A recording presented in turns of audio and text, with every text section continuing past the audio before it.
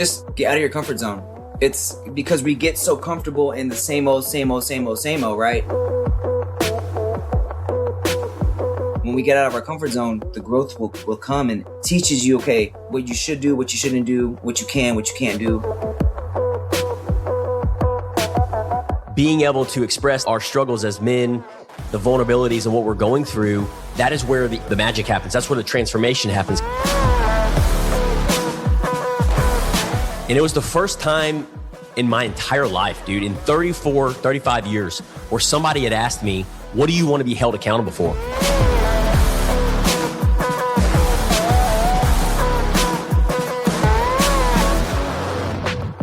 Today, I've got Joey Garcia on the show. Joey serves as a leader at IGS, where he helps lead and promote a safe, healthy, and high-standard work environment. He's also deeply rooted in the world of fitness and performance, with nearly 2 decades of experience in training, nutrition, and personal development. Joey's a man who's committed to growth, discipline, and helping people get better in every area of life. Joey, I'm pumped to have you on, brother. Welcome to the show.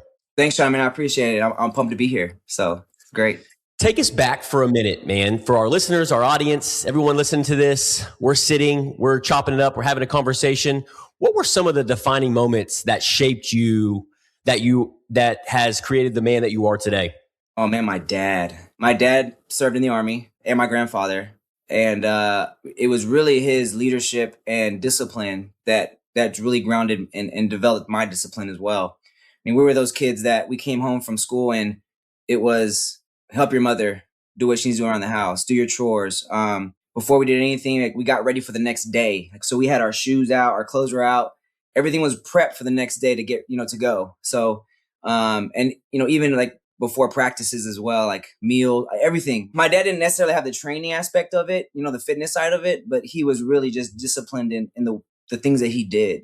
So definitely, it would definitely be my dad that really molded who I am today. And obviously, me seeing him, he was a Army Ranger. To see that and to see his grind, right?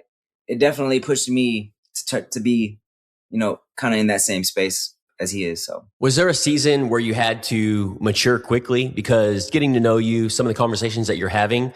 When I talk to younger individuals and individuals in their 30s, 40s, I always love this question because the ones that do mature quickly, it's typically because of their upbringing. So was there a season where you had to mature quickly in your life? Oh man, 100%. Unfortunately, my father was a womanizer, and he did get around a bit. And I just want to be real because, I think a lot of people kind of put that behind the curtain and don't let it be known, And at 13 years old, we had to move because my mom and dad divorced, and I had to drive. So I have 2 other brothers. I'm the middle child, and I had to drive about a 30-minute drive to move all of our stuff within 2 days. So, I mean, growing up, man, it really was, I've literally, when Nipsey Hussle says hustle all my life, like I've literally hustled all my life. When we came from nothing, I remember, living in apartments an apartment. My dad was going to school, which today is now UTRGV in the Valley of McAllen, Texas. And we would my mom would buy hot dogs and corn tortillas, roll them up, cook them, and then put Cheese Whiz on them. So that was our meal. So, and then to keep it together, we should put a toothpick so that the tortilla wouldn't fall apart. So coming from that and just seeing that growing up, man, it's been a journey, but it's been a great one. So, absolutely. Now, what I'm hearing you say, we tap into, I love the word mindset because it really comes down to mindset and having that paradigm shift. And if there's one thing that I want individuals to take away from today is really being open to receiving the different perspectives and the skill sets of your story today. And it evolves around our mindset and shifting around the paradigm of looking at it from an outside perspective other than our own.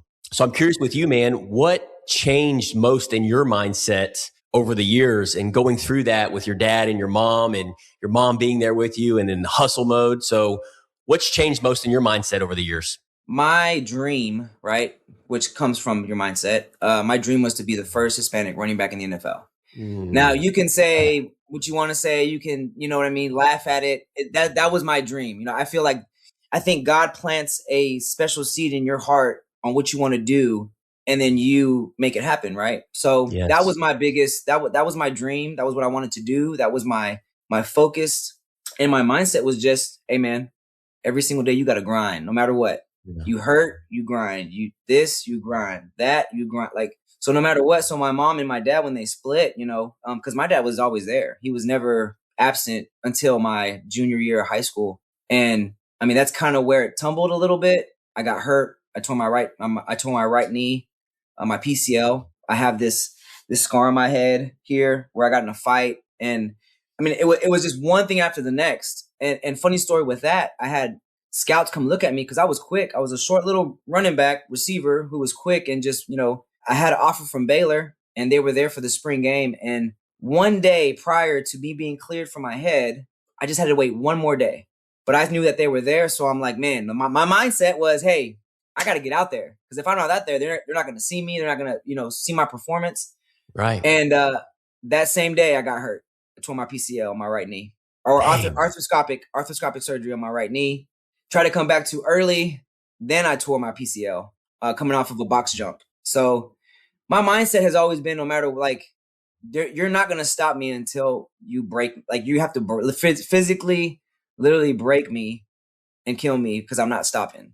I mean, and I think that sets down to this day today. Like, I'm still built. I'm still like that, you know? Yeah, man, that's such a very rare mindset, because when I'm hearing you say, and I resonate with that, because it's one of my core values is relentless growth and perseverance and showing up even when you don't feel like it. And I love that you're a man of faith and you're a child of God, because with that and knowing that, him working through that I don't know about you, but that gives me so much more courage and boldness and pep in my step, knowing that he's on my side and he's working through me. So that helps me in that perseverance and that discipline and that relentlessness.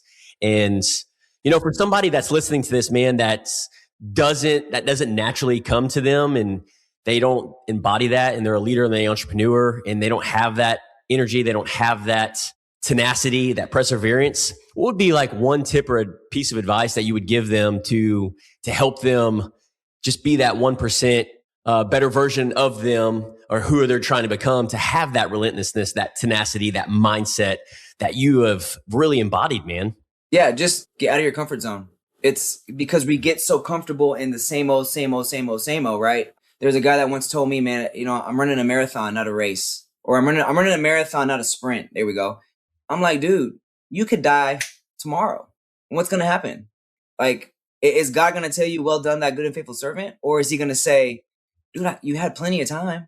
You wasted it. Like, so for me, man, it's just getting out of your comfort zone and being that, like, trying to be that leader, trying to be that motivator, and that's where growth happens, right? When we get out of our comfort zone, the growth will come and teaches you, okay, what you should do, what you shouldn't do, what you can't do. And then there's guys like me and yourself who say, hey man, let me talk to you real quick, and great job, but I want to give you some positive feedback, or, you know, or, and I love it, because there's nothing in this world more important than communication and just feedback. Just give me feedback.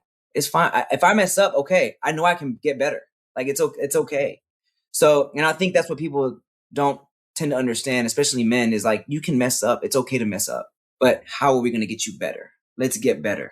So, man, that's such great advice, dude. Thank you for sharing that. Because men, you know, when I was being raised, if we were vulnerable and I expressed that to anybody around me, then it was a sign of weakness. And that's furthest from the truth. Being able to express our struggles as men, the vulnerabilities and what we're going through, that is where the magic happens. That's where the transformation happens, because that's that one step forward of that vulnerability. Because men like me and you, like you said, when we seek feedback, when we seek and ask, because we know we're imperfect action takers, that is where the iron sharpens iron, and we're able to speak into each other. And we're more receptive into whatever that feedback or perspective is. Because what's the alternative of that? The pride and the ego is in the way. We think we have it all figured out. We think we know everything. But what we actually know, if you're on YouTube watching this, we know this much: a pebble of sand. And when you know that, you become a student of the game. And before we move on to my next question here, I wanted to share this. Do you know who Ed Milet is? Or not? No. Man, he's a mentor. This is one of the top rated podcasts in the world on self-development. Highly recommend looking him up. But he shares this story. I want to give him credit where it's due. In his podcast, when he talks to people, he says, look, like you said earlier, Joey, we're not guaranteed tomorrow. So I want our listeners and audience thinking about this right now. I want them to picture themselves tomorrow. God forbid something happened to us, me and you, and we are at the gates of heaven. And God is sitting there showing us and going and reviewing our lives, good favorites.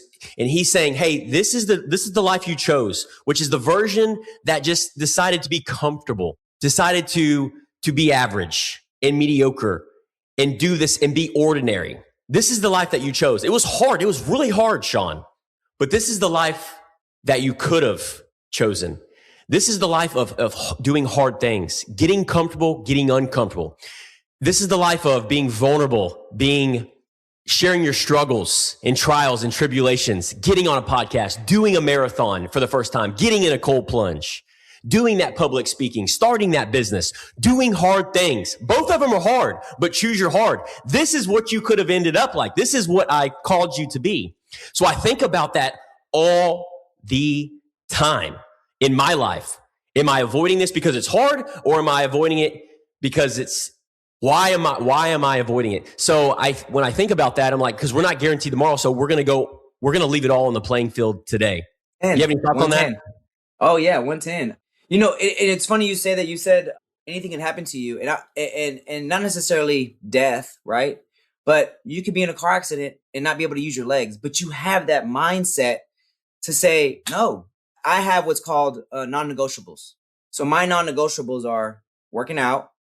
Well, I'm sorry, my devotional in the morning when I wake up, working out, time with my kids, time with my wife. Those are non-negotiable. Like there are no, hey, we can't do that. And then now it's been fasting because it is biblical now. You know what I mean? It's my lifestyle. I feel amazing. And it's no secret, no wonder why Jesus did it for 40 days and 40 nights to get to have that spirit and to have that, tenacity to just keep going no matter what. No matter what, you're going to keep going. So why do you think so many people want results? Because I know our listeners listening to this, they're high performers, they're leaders. They want results. They want that 6-pack of abs. They want that profitable business. They want that business running without them. They want that healthy marriage, but struggle to stay consistent in their habits, health, and leadership. That's going to get them there.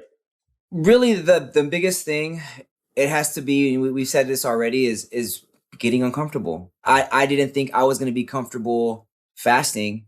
Bodybuilding mindset, right? My mindset of bodybuilding was I got to eat, no matter what, right? 7 o'clock, from the time I wake up till 8 o'clock at night, I have to eat. Well, I had to teach myself to get uncomfortable. And if I want the results that I want, there's something that I have to tweak and learn and just do differently that other people aren't doing, right? So, and that was just it, man. I mean, it's really just diving deep into, okay, I have to get uncomfortable, because if I don't get uncomfortable, where are the results going to come from? So you run a community at CHS track every Saturday, and this is perfectly applicable to this question. So many people want to come out and move their bodies, sweat, get healthier, look better. They want those results, but they struggle with consistently showing up to the track. But they know that it's important. From your experience, because I know a lot of people are listening to this resonate with that, they struggle with staying consistent on showing up. I know, Joey, I need to come to the track. I know I need to come run. I know I need to come do your workouts. And then they say they're going to be there, and they don't even show up. So from your experience, man, do you know like why they struggle with staying consistent in those habits, health, leadership? I mean, it's something that just fascinates me, because if we can get that person that says they're going to do it and they want to get uncomfortable and they do it, then we're on to something. But man, I find that question so fascinating. They don't have any skin in the game. Mm-hmm. What do you mean? There's no skin in the game as far as whether it be financially, whether it be they're about to have a heart attack and they just found out from their doctor, whether it be they lost a family member that had the same issue. So there's no skin in the game for them to be like, I got to show up. I have to be there. Because if I'm not, then, I mean, ultimately it's death, right? But not only that, but and what I think of is like my kids. Like my kids are watching me. You know, my son, my daughter, you know, my wife, they're watching me. And even if I wasn't a leader, I don't think it just has to, for them to just see me and who I am and what I look like that's huge. And I mean, that resonates with me as well as, and you can, I'm pretty sure any Hispanic that you talk to, because there was a one point in time of all of us, we were all chunky, we were all big, we were all overweight. That was just our lifestyle. It was nothing wrong with that. That was our lifestyle growing up: beans, tortillas, and rice. Like that's what we grew up on. So for them to see me, you know, that really motivates me, and that's my skin. That's my skin I got in the game, and I have to. I can't lose. I can't lose that. You know what I mean? And for people, I mean, for just ordinary people around in the Conroe area, you know, you have to find someone who's going to push you or call you and say, "Hey, what are you doing?" You know what I mean? And I'm making my way that there again. It's coming. It's coming. It's pretty exciting. But you know, when you don't have that, then it's like, next week. I'll just do it next week. No big deal. Yeah. So we have a weekly roundtable. It's called the Level Up and Live Mastermind Group. And a lot of our listeners and community are aware of this. And one of the biggest things that is a pillar of not just this community, but also in what you're saying and what you're doing and in fitness and nutrition is that accountability factor. Having that accountability partner. It's so undervalued. It's so underrated. Like but it's so vital as men, as leaders, as Christians, as husbands and spouses to have that accountability in all these different areas of life. And I want that for every listener, every leader, every entrepreneur listening to this. Just shy of 3 years ago, I was sitting around a round table with 3 other guys and at Summer Moon here in Conroe. And one of the guys had asked me, looked me in the eye and said, "Hey, Sean, what do you want to be held accountable for?" And it was the first time in my entire life, dude, in 35 years, where somebody had asked me, "What do you want to be held accountable for?" And in that moment, my ego and pride had flared up. And I said to this person that I don't need to be held accountable. And it was in this moment, and I've shared this on the podcast before and I made it publicly, and I'm ashamed to say it, but I reflected back, and that was such a horrible scarcity mindset. We all need to be held accountable, especially those that are leaders. And I think that's such a powerful key component and pillar, because that's what's going to allow us as men to get to that next level, as women to get to that next level in every area of life, is that accountability factor. Now, for you, what would you say to that entrepreneur leader that's listening who knows they've neglected themselves in your specific field, nutrition, health, and they've done it far too long? What would you say to that entrepreneur or leader right now? Like, as far as them being held accountable, or what to be held accountable for? Just anything. Like they're listening, they've neglected, they haven't held themselves accountable, they haven't looked at themselves in the mirror, and they are a rat on the rat race, just doing the same thing over and expecting different results. I mean, really, it starts with themselves. I mean, it as a trainer, as a coach, as a leader, it starts with you, and you have to be able to. You got to get uncomfortable. It's one of those deals where it's like, or it always comes in conversation. I believe that God sends people at the right place, at the right time, in the right season to have that heart-to-heart talk and say, "Hey, man, what are you doing? And why are you doing this? Yeah. And who are you trying to impress or improve, or what are you trying to improve? Are you improving?" You know, I think that we as leaders and as men don't do that enough. Like, you know, if I were to see a trainer struggling or in the gym, and I've done this before, I was like, "Hey, man, his form's wrong. Like, why are you training him like that? Or what are you doing? Why are you doing that?" And I'm not bashing him. I'm just saying, hey, you know, I'm holding you accountable. You have someone's life in your hands. Like, you know, you need to be held accountable. So, but I would tell them, like, what are their goals? Like, to me personally, I've always had goals, whether it be high rocks, whether it be bodybuilding show, whether it be I want 6-pack abs, whether it be I want to look a certain way at this certain time. So goals are the number one motivator And that's for anybody. I mean, shoot, look, we're already at summertime. I mean, just yesterday we were celebrating 2026. We're already, we're already about to be, we're going to be in May. So to be able to come as a 38-year-old to the pool with my shirt off, not trying to be, look at me, but man, that dude's 38. He's got abs and he's chiseled and he's shredded. And how does that, you know what I mean? How do I do that? How can I do that? So, it starts with a conversation. And yeah. And I love that. And it sounds like you got that temperament in you as well, where you're a challenger. And whether it's at the gym, at the track, I've learned, and I've watched you from a distance, and people need that in their lives. If you got 100 people that are around you, 98% of those people need that. And I'm the same way, man. I resonate with that. And I think people aspire to be like that, but also it can be intimidating. It can be very intimidating. So one of the things that I've learned, go ahead. Before you say something, I would say about 2 years ago, my wife told me, you can't help everybody. Yes. You can inspire everybody. You can motivate everybody. You can push everybody, but you can't help everybody. And I took that to heart, and it's true. It's so true. You can lead a horse to water, but it's up to him to drink. Right. That's man, that's so good. And it gives me so much peace hearing you say that. And I know that probably gives you peace in your life as well, because guys like me and you, and even listeners listening to this, I feel like we want the best for people. We want to help them become that best version of themselves. And when we see our family and our friends and our team members and the people around us neglecting themselves, I feel like it's a disservice if I don't have that conversation with them, in that hard conversation. And that's what I'm hearing you say. And it's getting comfortable, getting uncomfortable. It's being uncomfortable.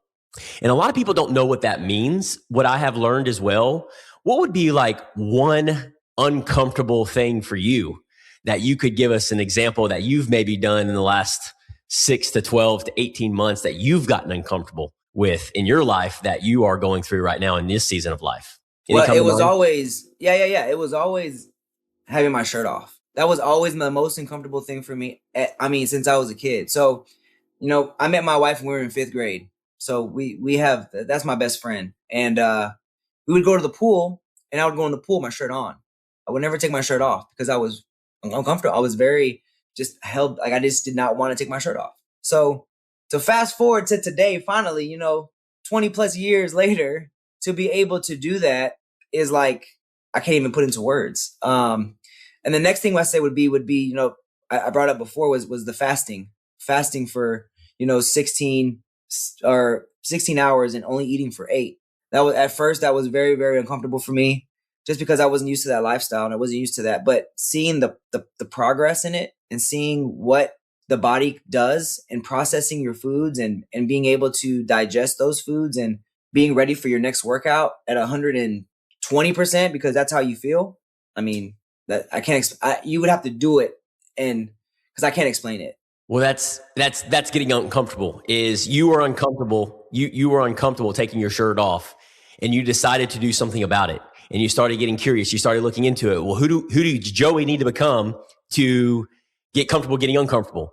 And you started putting one foot in front of the other. And everybody that's listening to this has that same power within them, just like you did, just like I do, in that different area of life. And I would just encourage everyone to do the same. Get uncomfortable. Get comfortable getting uncomfortable. That's the name of the game. Or stay comfortable. Both roads are hard, but choose your hard. Final question, man. When you think about life, just in general, at 30,000 feet that you're building and designing right now, because I know you're in it, you're living it, you're embodying it, you're alive. What would you say matters most to you beyond success or achievement? Oh man, my family. I mean, family is number one. But I feel like, I have my gym family. I have my family. I have my extended family. Like, you know what I mean? So it's not just my family in general. It's just really like that camaraderie of everyone that's involved in my life. And I'm so blessed to be a blessing for other people and to be able to travel. And, I've said before, I wasn't raised with a significant amount of money, or my dad wasn't a millionaire, or we were able to just go places. And to say today that, my kids have been to Disney 10 times and they go every year because of competitions. And, my son plays travel ball and travel football and all these things just to be a blessing. And then from that, you meet more people and that becomes another family. So just family, man, being able to talk to people and to relate to people and then help them as well along the way. So you're speaking my language. Yeah. What I'm hearing you say is fulfillment, impact, and serving. You've really taken the eyes off of what Joey can do, and you're building that ladder, you're bridging that gap, you're bridging that and building that ladder and taking people with you, man. And that, my friend, is leadership. So that's awesome. Well, dude, I got a rapid fire round. This is one of our favorite pieces of the show that our audience and viewers love. So instructions are simple, quick answers. Don't overthink it, okay? Not to. All right. First question, one habit every leader should master. Wake up early. Ooh. Biggest thing people overcomplicate in health. Diet. What matters more long-term, motivation or discipline? Discipline. Nice. One thing every entrepreneur should protect more. Family. When you hear the phrase, let's get better together, what comes to mind? Boot camp. Nice. Well, Joey, man, this has been a powerful conversation, brother. I really appreciate you not only saying yes to be on the show, but your heart, your conviction. Everybody I know can feel the conviction behind your voice and the discipline and what you're embodying in your own life.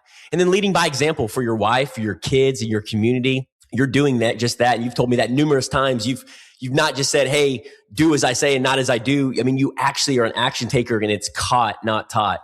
So I really appreciate you approach growth, health, and helping others get better. So I know a lot of our listeners got a lot of value from this one. And if you're listening right now and you know you need to get around the right people like Joey to be challenged, to be held accountable, to be sharpened and grow in business, leadership, health, and life, come be our guest at the Level Up Live Mastermind Group. We meet every Friday at Honor Cafe here in Conroe, Texas, and we'd love to have you as a guest. Joey, thank you again for being on the show. Appreciate you, brother.